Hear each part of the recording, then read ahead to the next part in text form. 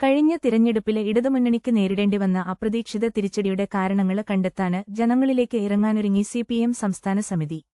ഇത്ര വലിയ പരാജയമുണ്ടാകുമെന്ന് മുൻകൂട്ടി മനസ്സിലാക്കാന് പാർട്ടിക്ക് കഴിഞ്ഞില്ലെന്ന് സിപിഎം സംസ്ഥാന സെക്രട്ടറി എം.വി. ഗോവിന്ദന് സമ്മതിച്ചു. പരാജയത്തിന്റെ കാരണങ്ങൾ വിശകലനം ചെയ്യുന്നതിനായി വാട്സാപ്പ്, ഇമെയിൽ എന്നിവ വഴി പൊതുജനങ്ങളിൽ നിന്ന് നേരിട്ട് അഭിപ്രായങ്ങൾ സ്വീകരിക്കാനാണ് പാർട്ടിയുടെ തീരുമാനം. ഇതിന്റെ തുടർച്ചയായി ജില്ലാതല നേതാക്കളെ കൂടി ഉൾപ്പെടുത്തിക്കൊണ്ട് വിപുലമായ സംസ്ഥാന സമിതി യോഗം ഓഗസ്റ്റ് മാസത്തിൽ ചേരും.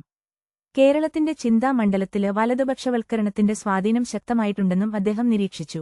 30 മണ്ഡലങ്ങളില് ബി.ജെ.പി.യു.ഡി.എഫ് വോട്ട് കച്ചവടം നടന്നതായും അദ്ദേഹം ആരോപിച്ചു.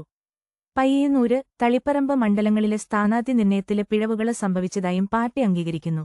ന്യൂനപക്ഷ വിഭാഗങ്ങൾക്കിടയില് പാർട്ടിയെക്കുറിച്ച് തെറ്റിദ്ധാരണകള് പരത്താന് ചില കേന്ദ്രങ്ങള് ശ്രമിച്ചു. ദേവസ്വം ബോർഡ് സംഘടിപ്പിച്ച യോഗത്തില് യോഗി ആദിത്യനാഥിന്റെ സന്ദേശം വായിച്ചത് തെറ്റായ നടപടിയായിരുന്നുവെന്നും അദ്ദേഹം വ്യക്തമാക്കി. പ്രതിപക്ഷ നേതാവ് വി.ഡി. സതീശന്റെ നടപടികളെയും അദ്ദേഹം രൂക്ഷമായി വിമർശിച്ചു.